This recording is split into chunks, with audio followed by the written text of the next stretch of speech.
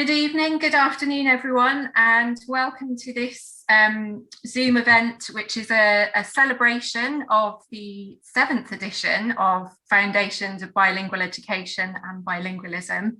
My name's Anna, and I'm Editorial Director of Multilingual Matters. I'm joined by my colleague Laura, who will be running the tech for us, which is a huge relief for me. And most importantly, I'm joined by Colin Baker, who has been the author of Foundations right from the first edition, and Wright, who has taken the lead on this 7th edition. I have a couple of housekeeping things to remind you to start off with. You can use the question and answer facility on Zoom to submit your questions for Wayne and Colin. Laura will be monitoring those, and she will pass them on to me, and we'll ask a selection of your questions at the end of the session. There will also be a discount code for the new edition of the book, which we'll give you at the end to keep you watching. So stay tuned for that. So just to start with a little introduction to Colin, Wayne and the book, and though I'm sure you're familiar with all of them. Colin is Emeritus Professor at Bangor University in the UK. He is the author of over 140 research publications, a best-selling book for parents of bilingual children, and an encyclopedia, all on the subject of bilingualism. And those last two were published with Multilingual Matters as well as the 6 previous editions of this textbook. He's the former co-editor of the Bilingual Education and Bilingualism book series for Multilingual Matters, and he was editor of the International Journal of Bilingualism and Bilingual Education for 15 years. Wayne Wright is an Associate Dean, Professor, and the Barbara I. Cook Chair of Literacy and Language at Purdue in the USA. He has over 100 research publications, and he's the author of a best-selling book on teaching English language learners. He's co-editor of the Journal of Language, Identity and Education, and co-editor of the Bilingual Education and Bilingualism book series for Multilingual Matters, which is another job that he inherited from Colin. Both Wayne and Colin have worked on the book series with Nancy Hornberger, who continues to be a source of wise counsel to all of us. I joined Multilingual Matters in 2002, just after the 3rd edition of Foundations was published. I've worked with Colin on one project or another, the journal or the book series or Foundations or the Parents book, for almost continuously for nearly 20 years now. He keeps trying to escape, he's never yet managed to. I'm editorial director and I'm in overall charge of our publication list, but perhaps my most important job at Multilingual Matters is keeping Foundations ticking over and trying to make sure that Wayne and Colin remain happy to be involved with the book. Colin published the 1st edition of Foundations with us in 1993, with subsequent editions following in 1996, 2001, 2006, 2011 and 2017, and the 7th edition is due to be published in March 2021. Wayne joined the team for the 5th edition in 2011 by updating Chapter 9 on the history of bilingual education in the US. For the 6th edition, he worked as co-author with Colin, and he's taken the lead on updating this 7th edition. I first worked on the 4th edition, published in 2006, and it's been my enormous pleasure to work with Colin and Wayne on every subsequent edition. It's a tribute to both of their dedication and hard work, as well as that of all of my colleagues at MM, that we've managed to produce this edition more or less on time in the middle of a global pandemic. Mm-hmm. Across all edition formats, we've sold just over 100,000 copies of Foundations, and it has been translated into languages including Chinese, Greek, Spanish, Japanese, Latvian, Georgian, Korean, Ukrainian, Russian, and Vietnamese. So, Colin, I wondered if to start with, I could ask you a little bit about how Foundations came into being and what your inspiration was when you were working on the 1st edition of the book. Anna, thank you very much. Can I also offer my greetings to all those who joined this event many countries, and good afternoon and good evening. Thank you for the question, Anna. It's actually quite hidden how it all started. What I think people would expect is that all of a sudden on a Sunday afternoon, I had this amazing idea of what to do for the rest of my life. And that is totally wrong. It's almost the opposite of that, actually. So if you don't mind, I would tell the story once and for all. The actual origin comes from Mike Grover. Mike Grover was managing director and the founder of Multilingual Matters. Sadly deceased, actually. I miss him badly. But in reality, it was his idea. And he simply wrote me a letter, I think it's around about 1990, asking me to write the Foundation's book. If I can explain why he did that, it might be helpful. What he and I had published before this was a book called Key Issues in Bilingualism and Bilingual Education. I think it was published in 1988. I wrote it because I couldn't find many sources that just put things together. And in those days, to be honest, there was only about between 200 and 300 references on bilingualism. It was that small, whereas now it's probably in the many, many thousands.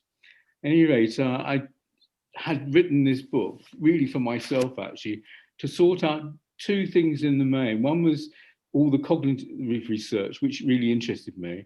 And secondly, bilingual education, which was my forte. And wrote the book and said goodbye to it. And I thought, right now, the rest of my life and get on doing research, which is what I sort of planned to do. And what actually happened is that the Key Issues book became a sort of a textbook for a number of courses in the United States and in Europe. And that was a great surprise, a great shock, because it was never, ever intended as a textbook. And Mike obviously noticed that the sales were pretty good of the Key Issues book, and then asked me to write the Foundation's book. I think I need to tell you, to be honest, is that the key issues showed up my weaknesses. And my weaknesses before Foundations one were the sort of social, cultural, social linguistic side. And secondly, politics. Although I read politics, I didn't really understand it in detail about bilingualism. And so that had to be kept, well, that had to change ready for the Foundations book. And I think later on, perhaps I can just talk about, if you allow me, some of the people who've influenced the book. But I think I really want to say that it says here that Ophelia Garcia, here we go. This is Foundations 1 book. And it says academic consultant Ophelia Garcia. And and Mike Grover actually sent me to New York, very kind of him, and sent me to New York and to meet Ophelia. And very, very kindly, she explained to me about why the social linguistics and the political side was so important.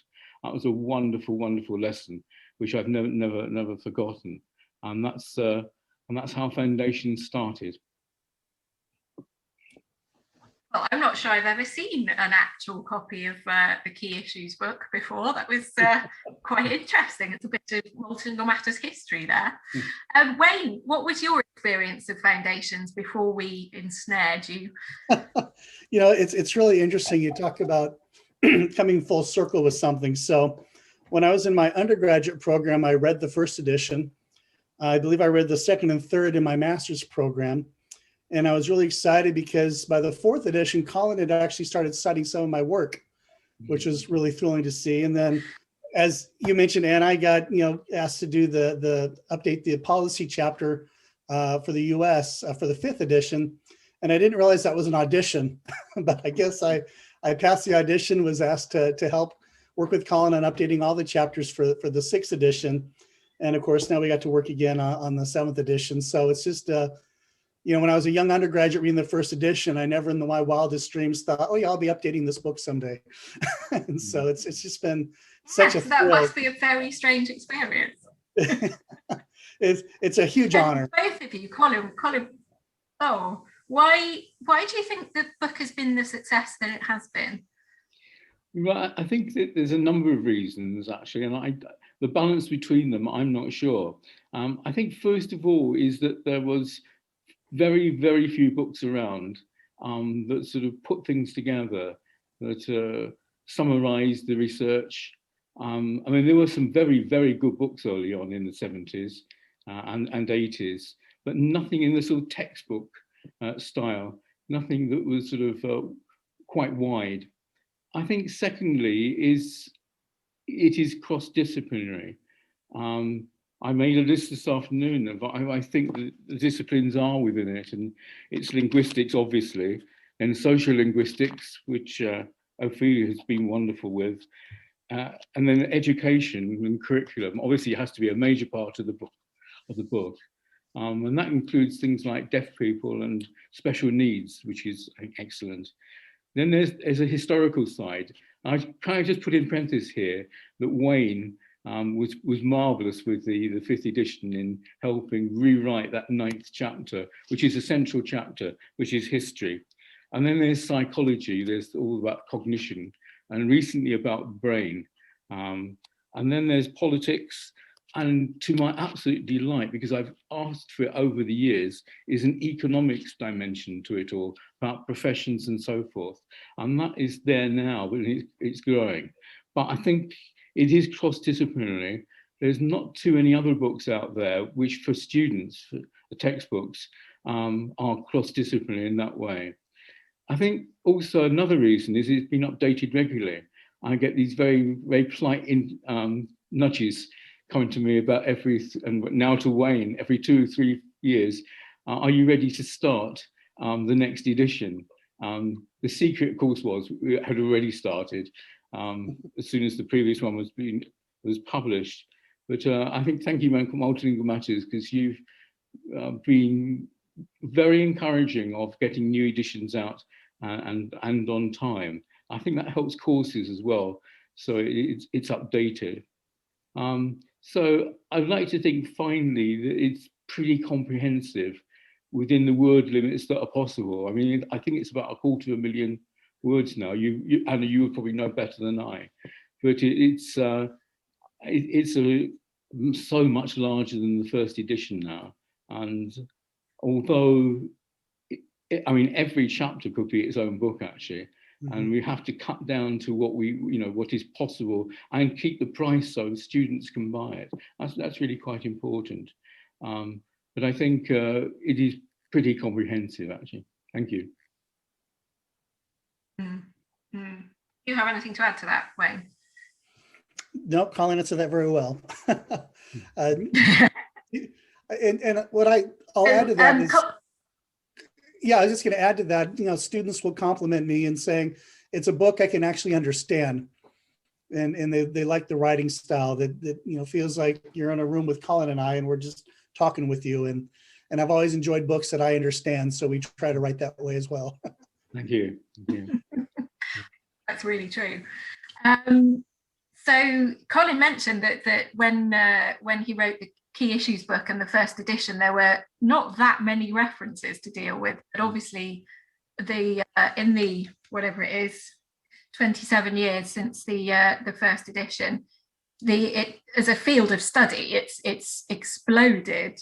And Wayne, obviously working on each edition, must give you what might be a pretty unique overview of the field and the way it's growing and changing.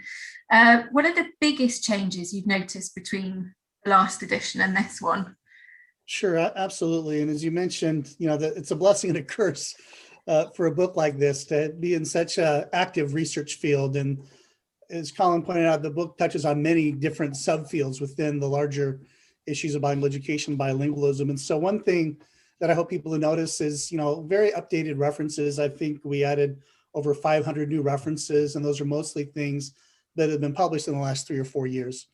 And at the same time, we don't want the references to get out of control. And so, an effort to maybe we cut about 200 older references. So just really making sure that it's up to date. And some of the bigger changes, obviously, there's some really important debates happening in the field, some new concepts, some new constructs that's got us questioning, things that we did 10, 20 years ago. So there's new terminology and, of course, the underlying theory behind that. So to strike the balance between, presenting the foundations of where things came from while also presenting the newer ideas, and maintaining that, the old versus the new terminology, I think is an important balance that we try to achieve. I think a big change readers will notice with this one is we've got a new chapter on deaf signing bilingual people, bilingualism and bilingual education. And this is written by two leading experts in the field, Gene Andrews and Stephen Nover. So we're very excited about that. And also a new updated chapter 7, Bilingualism, Cognition in the Brain, that was updated by Dr. Becky Huang at the University of Texas at San Antonio. And so this is, again, another very active research area with lots of exciting things happening in the areas of brain imaging and cognition. And so we're very excited about that. And just, again, some of the larger issues, updated statistics and, the latest data sets and findings from those types of things, updated key readings. And we also really made a concerted effort to have more global examples of research, policy, and practice outside of Europe and North America. So again, I hope that's something that people recognize and appreciate. Yes, absolutely. Are there any topics that you would have liked to have included but couldn't, or that you'd have liked to have gone into more detail? Well, as Colin mentioned, each chapter could be a book, right? And so it's difficult to know what to leave out, what to put a lot more attention into and everything. We want this to be an introduction for students into these different areas. And so it can't be a state of the art, of everything happening within that one topic. And so again, to find that balance, but, it'd be wonderful to have, we could have an entire chapter just on translanguaging. And who knows, maybe in the future that'll be something to include as we continue to develop on that. I'll mention this, of course, a little bit later, but a lot more attention is now being focused on issues of language and race, and so ratiolinguistics is really helping us to bring that focus in with all the events that are happening around the world, and we have the 2 global pandemics, and one of those being systemic racism, and so I think that's going to be something that I would love to have had more time to focus on, but those issues have always been there, and we try to amplify those issues because a lot of things were happening right as the book was in the final stages of production.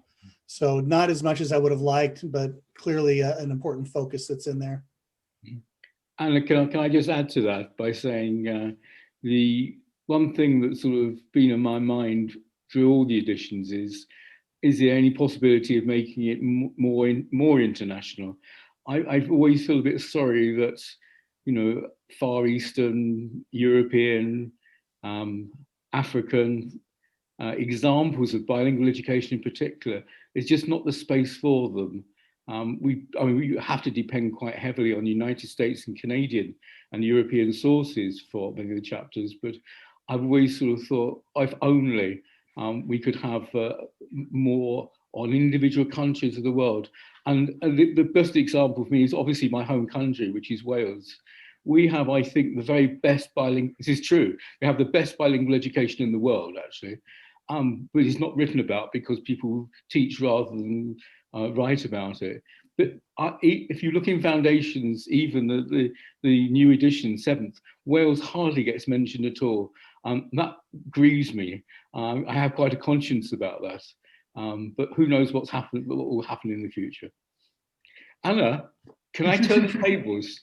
This is not rude. Yes. I think one of the things that you would be best to talk about is a really important topic, which is peer review. I feel I can tell you that the very first edition, I think only had one peer review, and that was Ophelia, who was brilliant, absolutely brilliant. But since then, obviously, peer review has changed, and particularly with the current edition. Can we get you to talk a little bit about peer review at Foundations? Yeah, sure. So Foundations is pretty unique, I think, in the book we publish, and that we peer review everything we publish. It's really important. Whereas for the first edition of Foundations, and I think even the first edition I worked on, there were still 1 or 2 people that read the entire book and peer reviewed the entire book.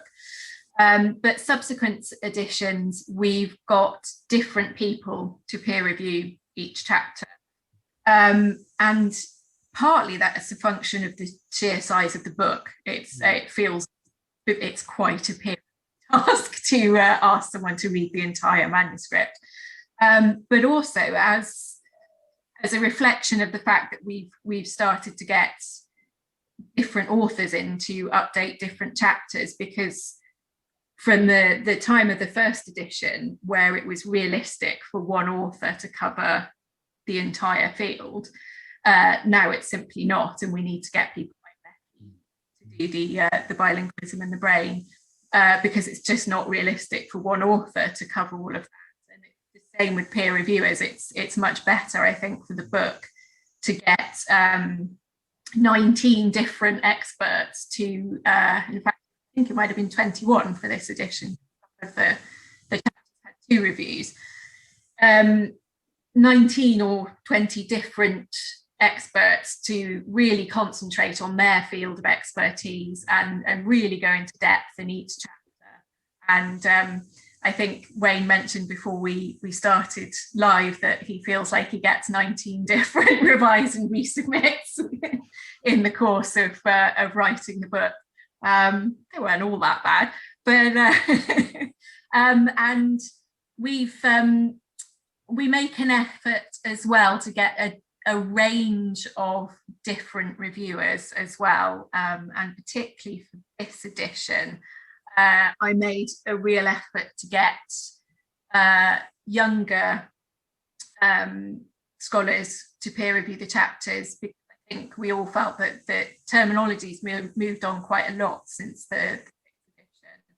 And so I tried to get some of the people who were working at the real cutting edge of some of the areas to review the chapters, as well as the mix of the really well-known scholars who have looked at the chapter over, I don't know, 4 or 5 different iterations in some cases, I think. So we tried to get a nice balance of the big names and the up and coming names to have a look at the chapters. So again, the book represents that huge field and a multiplicity of viewpoints, which I think it does really well. Can I ask you who, obviously I know the answer, but who chooses the reviewers? I do. Yeah, good. We occasionally, I'll ask Laura, being a good example, because Laura works on the bilingual education and bilingualism book series with Wayne. So occasionally, if it's something that I'm not sure about, I'll ask her for some suggestions of authors or people who've written good peer reviews for her recently.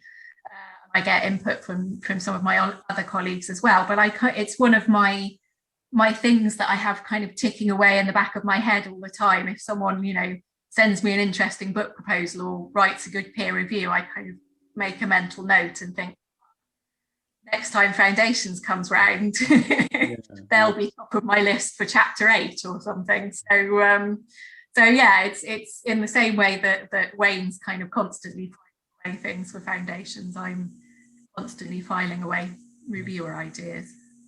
Can I just add one thing to that, is that they are anonymous. All the reviewers are anonymous. And just obviously occasionally we can guess the person.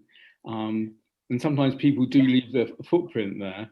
But I can honestly say with this current edition that on a number of chapters, I haven't got a clue who the actual reviewer is. And I think that's really good.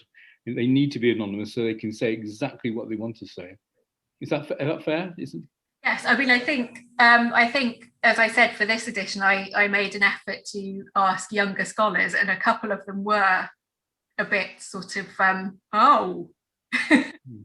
don't really feel qualified to comment on this kind of, hugely respected tome in our field. But yes, I've thought, because we they're anonymous when they review the chapters, and then obviously in some instances it's quite easy for Wayne and Colin to work out who it might have been.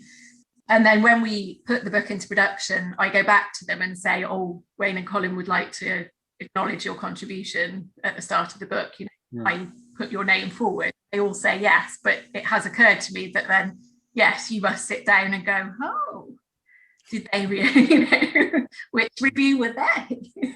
Yeah. Can I perhaps just use this to thank, I'm assuming there's some of the reviewers are actually online now, you know, listening to us talking. Can I just use this to say to them, and I don't know most of you, can I thank you very, very much indeed. I think later we might talk about who actually influenced the book, apart from sort of Wayne. And really, one of the answers to that is reviewers. They do have a lot of effect on what we write and how we write it. So thank you very, very much indeed for that time and effort.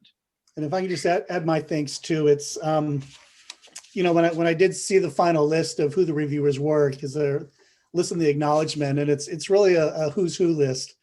And it was, you know, both terrifying but satisfying to see that list, because, you know, if these are folks that gave good feedback and got to influence this book, then it's more than just Colin and I, right? It really is, you know, the field collectively putting out what we feel is the most important knowledge for people they have here as they come into this topic. So thank you so much for everyone. Yeah, thank you. Yeah, that's a really good point, actually, I think. Wayne, I wanted to ask you, so the fact that the book is called Foundations of Bilingual Education and Bilingualism is a reflection of obviously where the field was in 1993. And we kind of, when we come to each edition, we have a discussion about how do we approach this? Where do we refer to bilingualism? Where do we refer to multilingualism? Because obviously a lot of the research you're talking about is actually about multilingualism rather than bilingualism. And I just wondered if you could talk to us briefly about how you approach that terminology issue, and how you think that works within text. Yeah, absolutely. It was a very conscious effort on our part to include and increase the discussion of multilingualism. As you mentioned, much of what appeared earlier under bilingualism equally applies to multilingualism. And so in some cases, it was as simple as saying bilingualism and multilingualism, or bilingual education and multilingual education. But of course, those are not interchangeable terms. And as the field progresses, again, some of the old versus new terminology, you know, and things are being called into question. Sometimes, you know, some folks are using multilingualism to mean both bilingualism and multilingualism, and sometimes even in the reverse. But in terms of precision, sometimes, you know, there's research or context or classrooms that are very much about two named languages. And there's other research and context and individuals in classrooms that are very much about 3 or more named languages. And so in those cases, there was a conscious effort to either use bilingualism or multilingualism as it appeared. So I literally did do a search throughout the whole book towards the end to check each and every use. And sometimes it's a difficult call. And sometimes you don't want to artificially lengthen a sentence by adding in multilingualism every time bilingualism appears. And so, you know, we made some tough calls, and but there was that conscious effort to really make this more inclusive of the look beyond just 2 named languages in one setting. Really clear, thank you. Wayne, looking into your crystal ball, I'm putting you on the spot here, what do you imagine is going to need most updating in the 8th edition? Well, I don't know if people on the call noticed, but the world changed dramatically in 2020, right when this book was going into the final stages of preparation. So I think one thing that's going to be interesting is I think we're just at the beginning of understanding the impact of the global pandemic. We know that there's been a disparate impact, you know, on marginalized populations, including a lot of bilingual populations and Indigenous, Black, and other people of color. We know that there's been unequal access to resources in education, technology, healthcare, and I think it's going to be over the next few years, we're really going to see some important research documenting what happened there. I think at the same time, there might also be lessons that we've learned. So, you know, Anna and I were talking even before this call began about, you know, homeschooling and the technology, and there was a lot of bilingual and multilingual educators who are doing some really innovative stuff to keep their programs going. that I think even post-pandemic are going to have an influence and an impact on classrooms moving forward, that kind of force us to think outside of our boxes that we typically operate in. So I think that's going to be some really interesting space to watch. Obviously, theories around translanguaging and the practices of translanguaging pedagogy, I think those ideas are going to be further debated and refined and with clear ideas for practice. I mentioned at the beginning of the call the issues of ratiolinguistics, and it was I think May last year when George Floyd was murdered, and then the protests weren't just in Minnesota, but all 50 states in the United Kingdom, in countries around the world. And so, this is just bringing to light, not just, these individuals who were murdered, but the larger issues of systemic racism. And so I think, in the future edition, there's going to be a lot more work happening in this area, some important work. For this edition, we made a conscious change to try to amplify the discussions of language and race and to put more focus on Black students who are in bilingual and multilingual education programs. Is it enough? Did we go far enough? Probably not. But again, this is space that's going to be continue to discuss, and I hope that we do have in there is going to lead to some important conversations. And then I look forward to reading the research that comes out over the next few years to inform that 8th edition. So many other things, but I'll leave it there. Can I just say, Anna, that I've been pulling Wayne's leg a lot recently. It's because I've always thought that you can't have a book of 19 chapters. 19 is incomplete number, and it needs 20 chapters to be complete. And I suggested to him that chapter 20 might be translanguaging. And of course, behind that is translanguaging actually originates from Wales, my country, in a Welsh word, Traws-Aethu. And I'd be delighted if we went in that direction, but it's his call completely. Anna might have something to say about that too, if we had a 20th chapter. I will ruthlessly enforce cuts elsewhere if you insist on a 20th chapter. Colin, you've mentioned a couple of times people who've influenced the development of the book over the course of the editions, and I just wondered if you'd like to say a little bit more about that. Yeah, thank you, Anna. I've already mentioned, I think, this great guy, Wright himself, because obviously working in the last 2 editions, he's influenced me and taught me a lot as well. So I need to thank him for coming on board and being a wonderful, wonderful person to work with. Incredible. Right from the beginning, Ophelia was there, and I think she has possibly reviewed every edition. I don't know that for sure, but without her, I don't think the book would be so multidisciplinary. And of course, she's been taking on the translanguaging one as well. There's one particular person who taught me about United States bilingual education and the nuances, and a guy called Terry Wiley, a fantastic guy, and I really appreciated that, learning from him. Then, of course, as you mentioned, Anne, at the very start, I worked with Nancy Hornberger for many years, and she had a large influence on me. One of the few people that is really international and has an international understanding of bilingual education. So she has been very helpful indeed. And of course, all those reviewers, that has been wonderful. Occasionally, of course, I've had the stray email from a student, and it could be a first-year student, and all of a sudden they bring something quite new and modern into it, and they make me sit up and think, yes, I have to address that. So those people who contribute just with a simple 2 or 3 liner actually have an effect. Thank you. Oh, it's wonderful to hear. And I hope that encourages students to give us their thoughts on the book as well. One final question, and this is kind of doing my editorial work in public, I guess. When did you start working on the 8th edition, Wayne? Yesterday, right? So, one of the frustrating things, right, is when you send off the final proofs, and then that new book comes out, that new article comes out, or there's a new debate that flares up in the field. And so, I have a system that I've developed. I love using a program called Evernote, and I have notebooks for every chapter in the book. And whenever I run across a new article, I'll tag it at Foundations 8 and stick it in the right folder for the corresponding chapter, so that when it's time to start working on this again, I know where to find those things. And so, yeah, literally, it's already happened up here. Excellent. That's what I like to hear. I'll put a date in the production schedule tomorrow. Oh, no. So I think if it's okay with you two, we'll move on to some questions from the audience now. Apologies to everyone if I get your name wrong.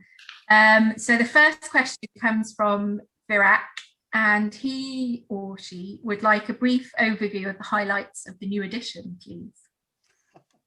Hi, Virac, thank you.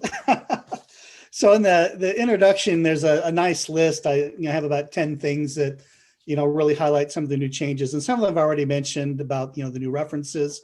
I think one that I didn't mention is there's a slight change in the order of the chapters. Colin has mentioned in the past that everybody wants every chapter earlier, but we did get a very good suggestion from one of the reviewers to put the sociolinguistics chapter before the chapter on language revitalization, and so we appreciated that. There was also a lot of suggestions about reordering content in some of the chapters. So even some of the individual chapters, have some reorganization that are helpful, and even some recommendations from reviewers about renaming chapters. And so I think 5 of the chapters have new titles to better reflect their content, which I think is pretty great. We mentioned, many of the new topics.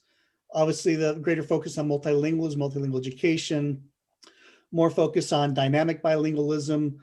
The conversations that are happening between code switching and translanguaging. Are they the same? Are they different? Are they compatible? Then along with those, the trans, like translingualism, transglossia, super diversity. An important, I think, addition is talking about anti-racist education. Again, going along with the pandemic of systemic racism that's happening.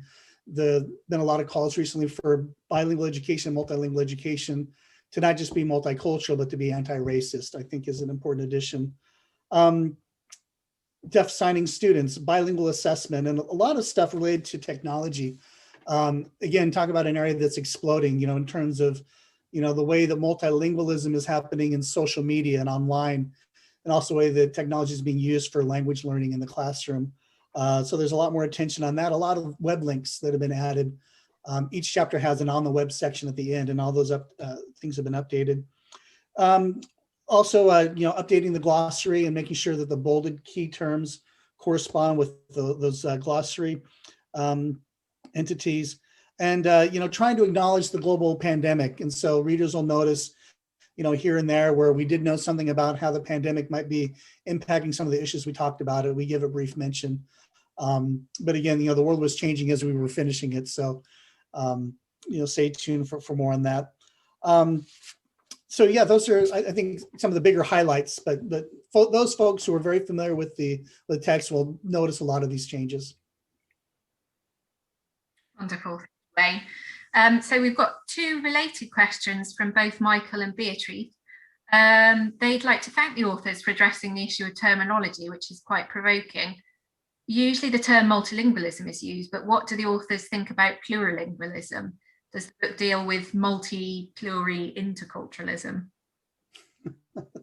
Colin, do you want to take a stab at that? I think, okay, I perhaps just repeat something you said. With multilingualism and bilingualism, you can't get it right. Whatever you do is wrong. If you, in an early edition, I was asked to just take out the word bilingualism and just constantly use multilingualism. That doesn't work because countries like mine, it is bilingual. It's 2 languages, Welsh and English. If you use bi hyphen or / multilingualism, it looks odd.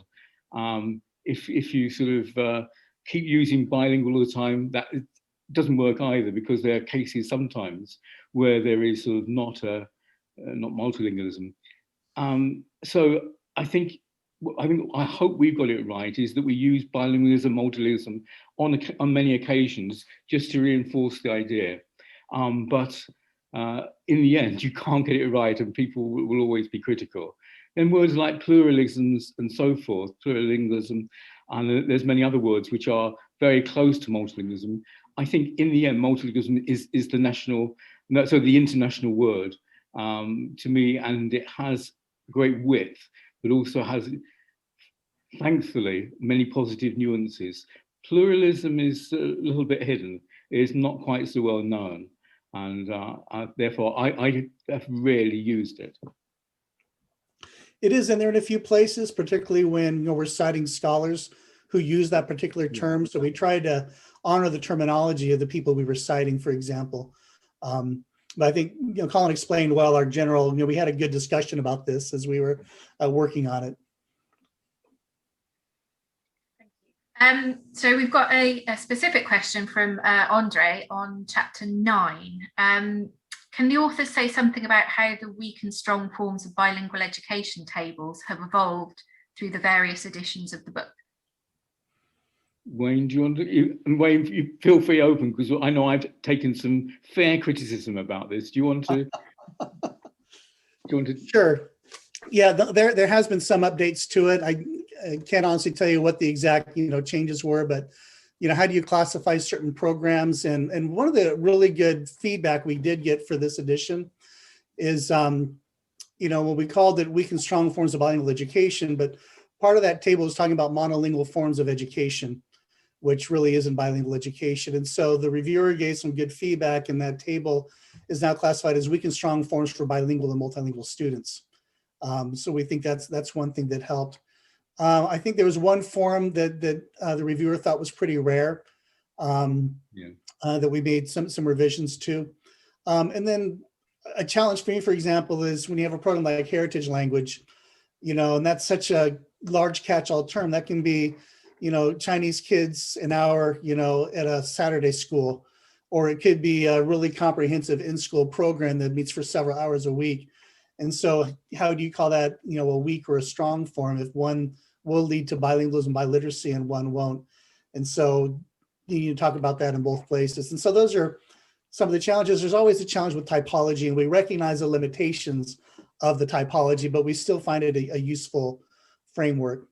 Yeah. Colin, do you want to talk more about it? Yeah, I mean, well, I got into trouble, and I take it as well that is fair, is under weak bilingual education, I had put submersion, and the argument is, well, it's monolingual education, submersion. I just saw the students as being bilingual, even though they were being treated to English only in the States. So we've altered that a bit to concentrate a bit more on students. They come much more solidly into the typology now, rather than sort of the policy side. I don't know if I shared this with you before, Colin, but when I was, teaching, I was a bilingual teacher in Long Beach, California, and we had a transitional bilingual Cambodian program, one of the only programs like it in the country, one that we had to fight really hard to create. And when I read this chapter and I saw that my transitional program was a weak form of bilingual education, I was quite upset. Yeah.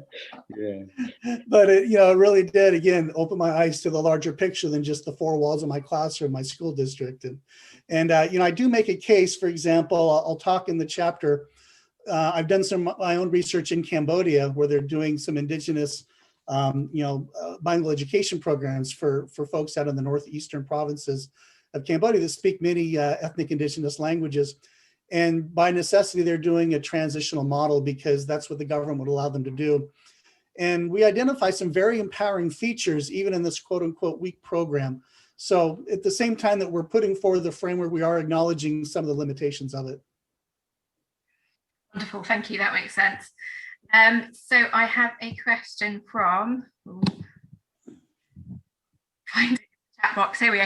Hannah Merritt has a question about community-based immersion projects. Is there new information research in the new edition about such projects, especially those that are designed for revitalization and maintenance of Indigenous languages, all outside formal immersion education? Yeah, I mean, it's the whole chapter on language revitalization, and quite a bit of updated information about programs that are currently operating. And a big thank you to our colleagues that work in that space that have really been producing some great research and documentation in that area. Brilliant, thank you, Wayne. We have a question from a Colin Baker in in Wales, which is a question for Multilingual Matters, and it is: have we ever considered? Oh, is it a different Colin? Must be, I think. Right. Wow. I was like, this is a strange way of doing it, Colin.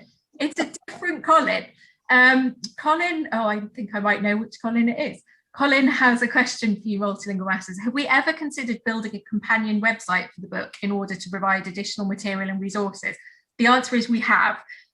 Wayne and I have talked about this at length, and it is something that we discuss. I think we discuss at this point in every edition and say, oh yes, for the next edition we'll definitely sort that out. So it's on the horizon, certainly. The issue, honestly, for a small publishing company, which we are, is the staff resources to maintain it in a way that's meaningful.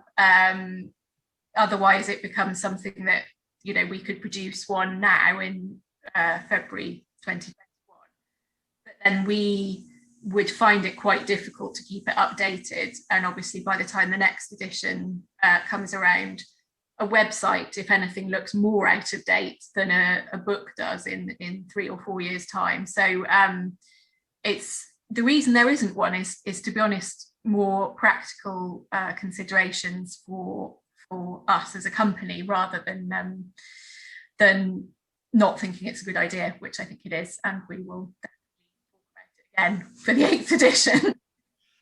So, Anna, I will mention that, you know, one of the ideas behind the on the web section at the end of each chapter, those are the types of resources that if we did have a companion website, we'd be linking to. And so, you know, I think that's a nice, you know, not a substitute, but it is a way of linking people to more information of things that are happening right now that are online for those resources. So you can kind of think of those on the web as a pseudo companion website for the book, if you will. So we've got various questions about the origins of the research in the book. Does it tend to include more US Canadian research or European research, or research undertaken in the global South or in languages other than English? What are the author's thoughts on this? Sure, I'll take the first stab at that. There was a, you know, as Colin mentioned, you know, one of the challenges is that's where most of the research is available. I've been very happy to see over the last 5 years that there's been a lot more research coming from the global South, both from, you know, people from North America and Europe conducting research in those countries, but also scholars, you know, native to those areas conducting that research or in collaboration. And so there was a concerted effort to seek out and cite that research. And I'm hoping to see more and more. Just as an aside, I edit the Journal of Language Identity and Education. And at the beginning of our newest volume, we actually did a 5-year systematic analysis of all the articles we had published in the last 20 years. I'm sorry, the last 5 years. And we were pleased to see that we were hitting most geographical areas, but we did notice, you know, the Middle East and the global South, specifically South America, there was a gap there. And so, you know, we've made a conscious effort to try to look more carefully for manuscripts and to, you know, even elicit some research from those areas to kind of fill that gap. But we are starting to see more coming through. Can I just say, I think, add on to that, when I first started Foundations 1, 2, it was almost all United States and Canadian research, and not that much, to be really honest, from Europe, that there were bits. It has changed a lot now, and for the better. And I know that Wayne himself pulls stuff, research out from Far East, for example, and we, you know, getting translations of papers is not too difficult. So I think it's changing to the good now, is that more and more countries can be represented, and research, so long as it's good quality from those countries, you know, will increasingly be used. Wonderful, thank you.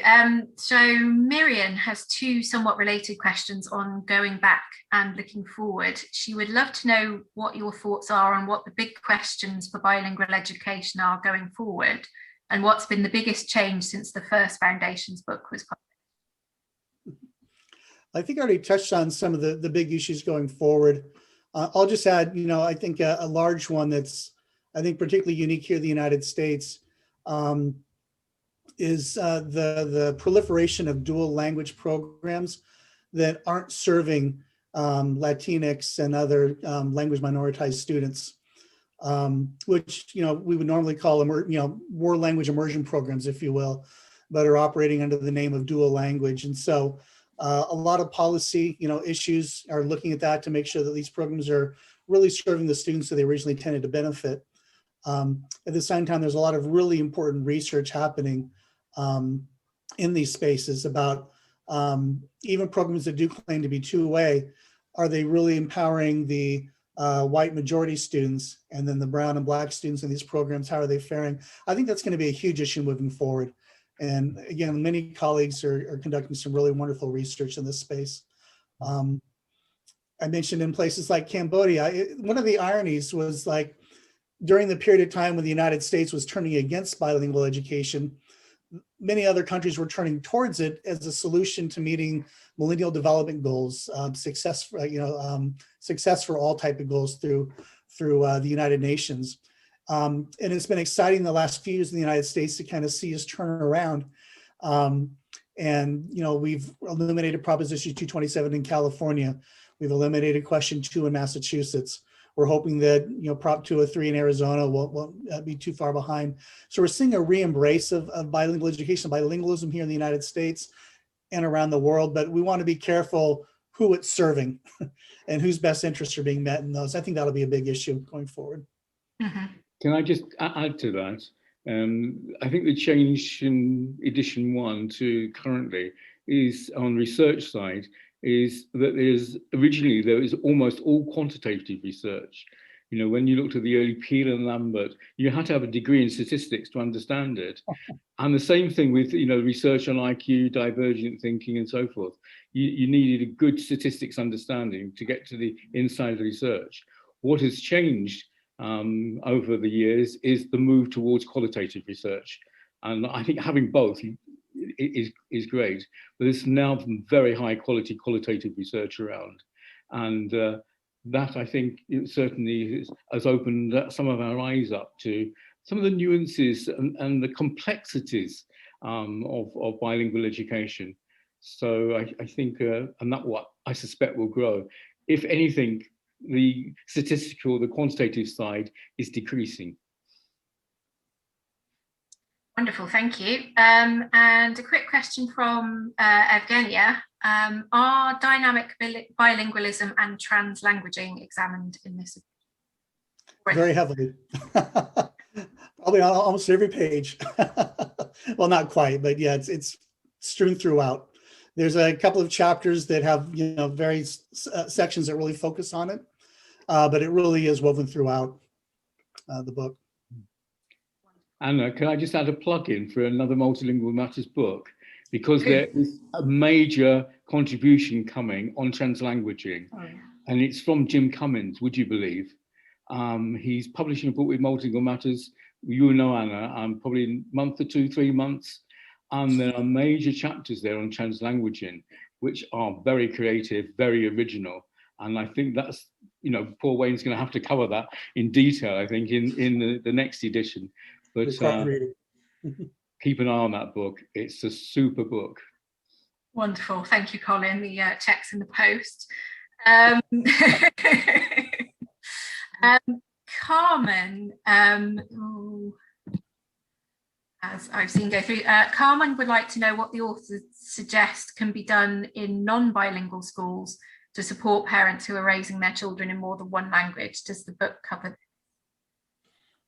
Yeah, chapter 6 will be or chapter 5, early development bilingualism, really talks about bilingual parenting and multilingual parenting as well.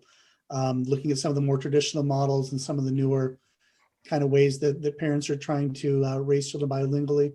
I'll also mention too that there is some attention to not just bilingual education, but education for bilingual students. And so, what are some ways that teachers can honor bilingualism and even adopt a translanguaging pedagogy, even if they're in a quote unquote English medium classroom, and finding ways to do that. So hopefully that's helpful.